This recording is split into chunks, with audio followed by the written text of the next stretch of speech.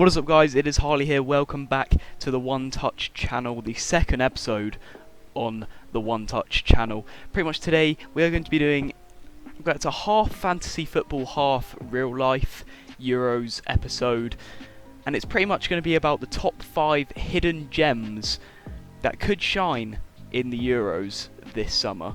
These 5 players obviously can be looked at for a fantasy standpoint, 5 players you could include, or they're just 5 players to look out for in real life. Other than that, let's just get straight into it.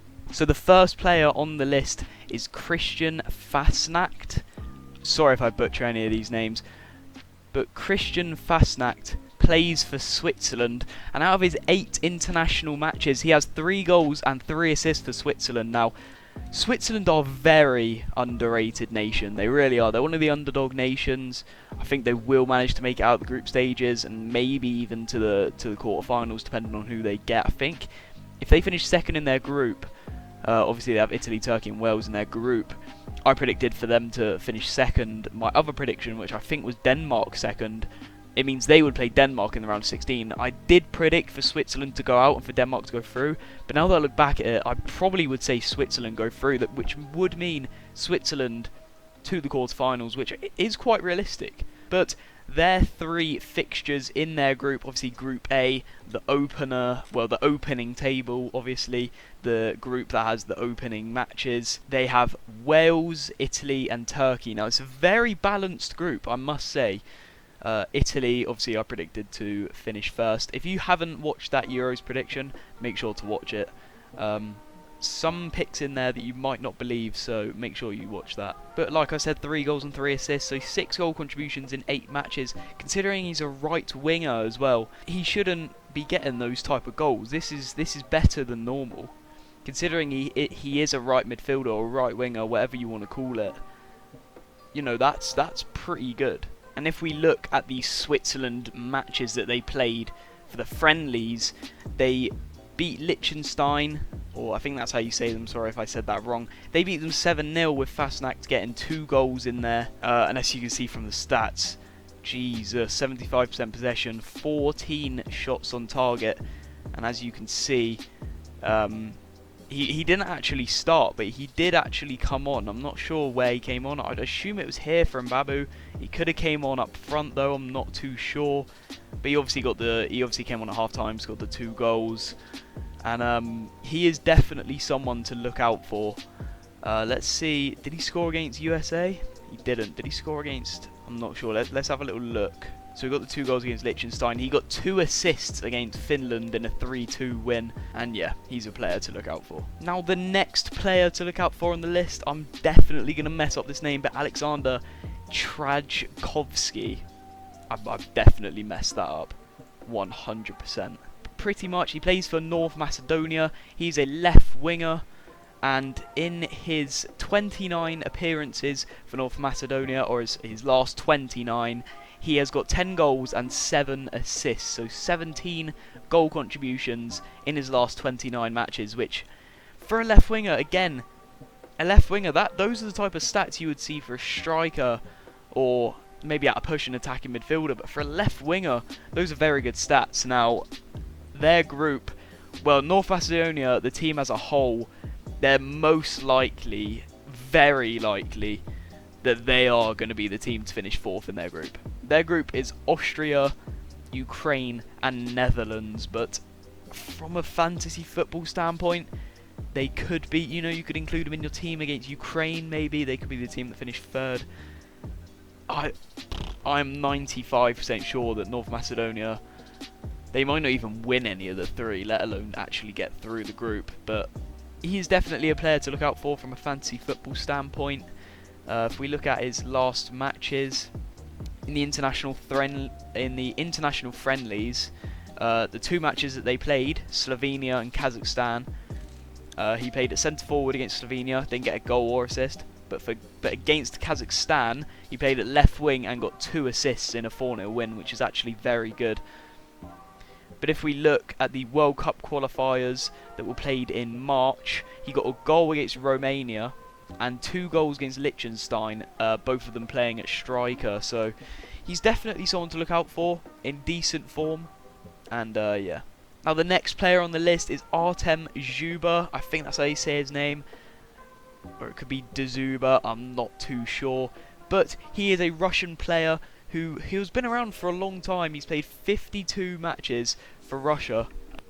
Now in his 52 appearances for Russia, he's got 29 goals and 15 assists.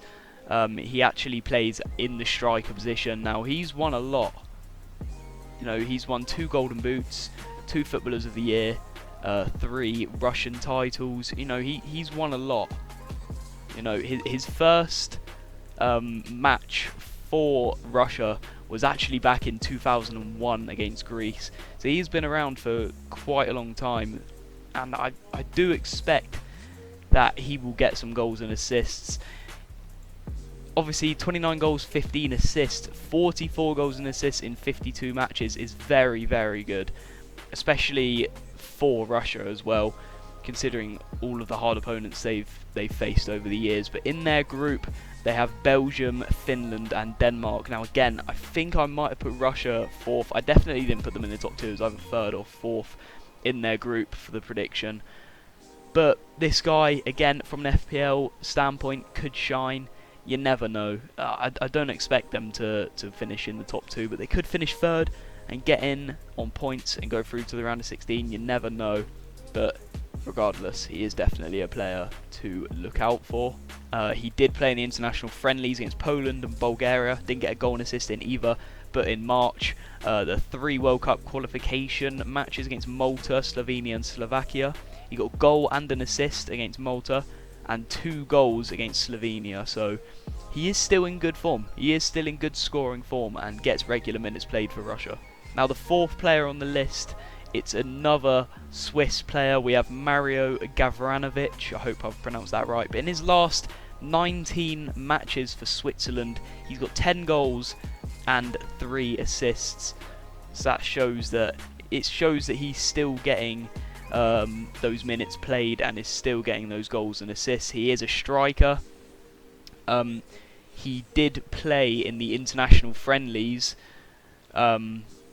for Switzerland, which were Finland. He wasn't in the squad for the USA, but he played against Finland and Liechtenstein. He managed to get a hat-trick in that 7-0 win against Liechtenstein and managed to get a goal against Finland in these 3 international friendlies. Didn't get any goals or assists in the World Cup qualifiers, but a hat-trick in his most recent match, a hat-trick in the game 2 days ago.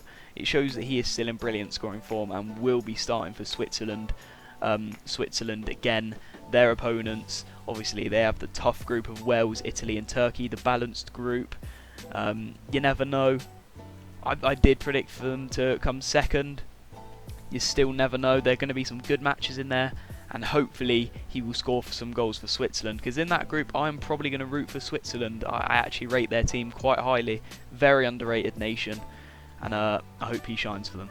Now the last player on the list for Sweden is Marcus Berg, who actually in his last 51 matches played for Sweden, so he has actually played quite a lot. He's got 15 goals and 9 assists from the striker position. He is 34 years old. He's been playing for Sweden since 2008, and in those 51 appearances he actually has 15 goals and 9 assists. And you're probably saying, well, surely those goals and assists came from years ago. Well, in the 3 international friendlies that Sweden played this month, yeah, they were all this month, I think. I'm not too sure. But it was Estonia, Finland and Armenia. He got a goal against Estonia, an assist against Finland and a goal against Armenia. So it shows that he is still, again, I'm saying this for all of them I feel, but he's still in good goal scoring form despite his age, and could get into some of your FPL teams. Sorry, not FPL, Fantasy Euros. Now, the opponents that Sweden have in the group are Spain, Slovakia and Poland. So you never know, they could end up finishing 2nd in their group. I do expect Spain to finish 1st in the group, but Slovakia and Poland, you never know what could happen with them.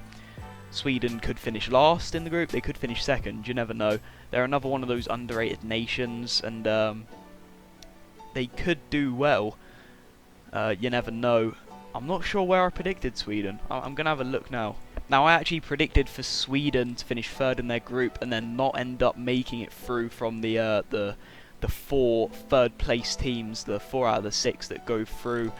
Now, looking back at that, they could be one of those 4 teams to get through. I do expect Poland to finish second, but Sweden are probably likely to finish third in their group and could actually go through to the round of 16 based on the 4 of the 6 third place teams that go through on points. You never know, they could get a win against Slovakia, a draw against Poland, you never know, which will put them third or second depending on goal difference, or I think it might be depending on goals scored, not goal difference. But yeah, so that's it for the video today. If you did enjoy, make sure to leave a like, subscribe, turn on post notifications for the One Touch channel, and I'll see you guys tomorrow. Goodbye.